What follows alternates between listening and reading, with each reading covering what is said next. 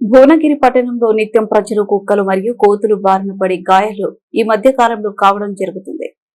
తారకరామనగర్లో ఒక బాబు కన్ను కోల్పోవడం జరిగింది మరియు నిన్న హౌసింగ్ బోర్డులో చిన్న బాబు తీవ్ర గాయాలు పాలు కావడం జరిగింది. అయినా కూడా మున్సిపల్ పాలకవర్గం మరియు అధికారులు మొద్దు నిద్ర నటిస్తూ ఎమర్జెన్సీ కానీ వాటికి అత్యవసర సమావేశాన్ని ఏర్పాటు చేయడం కానీ నిజంగా అత్యవసరం ఉన్న వాటికి చర్చించకపోవడం చాలా బాధాకరమైన విషయం. ఈ మధ్యలో సుప్రీంకోర్టు కూడా వీధి కుక్కల మీద ఉత్తర్వులు ఇవ్వడం జరిగింది.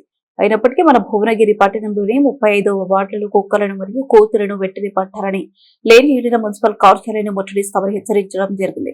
మరియు భువనగిరి పట్టణంలో మోప్మా విభాగంలో భారీ అవినీతి జరిగిందని చాలా రోజులుగా ఆరోపణలు వస్తున్న మున్సిపల్ కార్యాలయం నుండి ఈ రోజు వరకు కూడా ఎంత అవినీతి జరిగిందో పేపర్ ప్రకటన కానీ అవినీతి చేసిన అధికారుల మీద ఆర్పీల మీద ఎలాంటి చర్యలు తీసుకున్నారో ఇప్పటి వరకు ప్రజలకు తెలియజేయలేదు. మీరు వెంటనే అవినీతి చేసిన అధికారులను సస్పెండ్ చేయాలని లేని ఏడిన బీఆర్ఎస్ పార్టీ తరఫున రానున్న రోజులలో పోరాటం చేస్తామని తెలియజేయడం జరిగింది.